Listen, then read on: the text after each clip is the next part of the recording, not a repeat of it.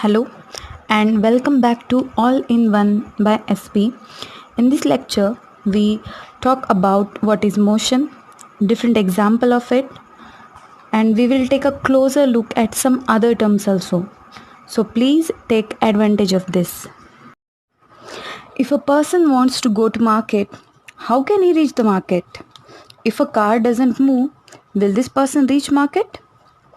So can we say that only due to the motion of a car, person reaches from his home to market? Now place a car on a table. Is this car moving? What is the state of car? So we shall study about rest and motion without considering the force or agent which is causing this rest or motion. Go through this lesson and find the answer to these queries. In our day-to-day life, we see many objects which are moving. Moving objects are said to be objects in motion. Motion is one of the key topics in physics.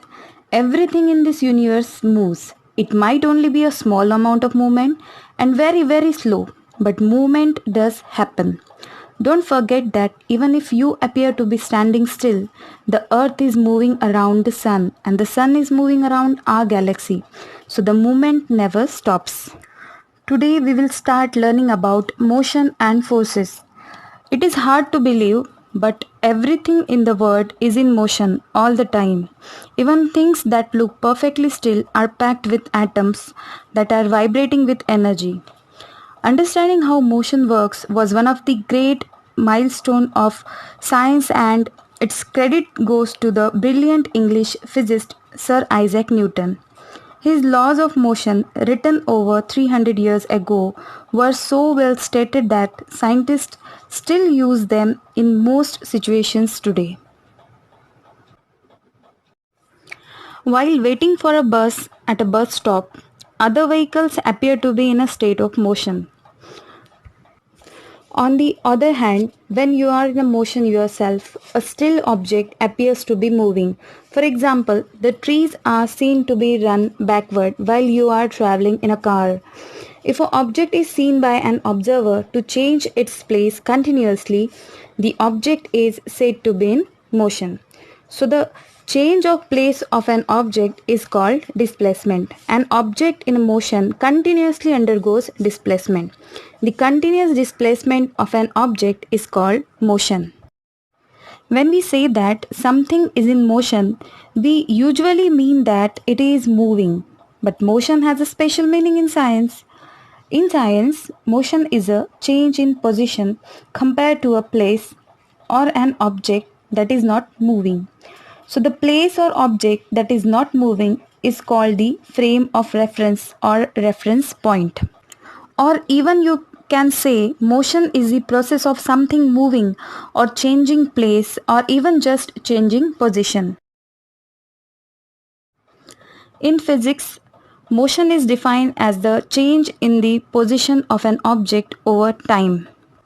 In mathematics, motion is described in the terms of displacement, distance, velocity, acceleration, speed, and time.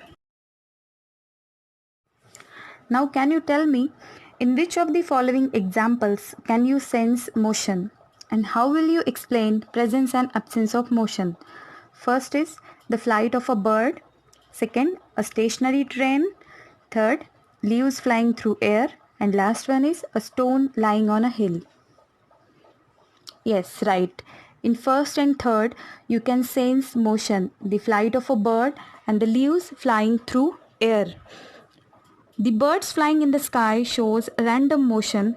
The wings of the birds shows oscillatory motion, and in case of the leaves flying through air, you can see the random motion.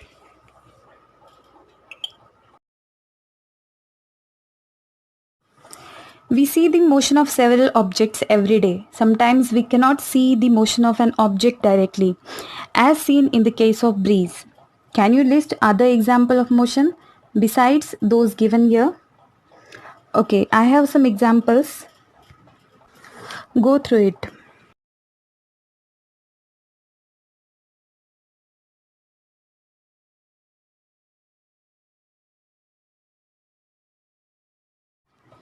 If you are traveling in a bus, is the person sitting next to you in motion?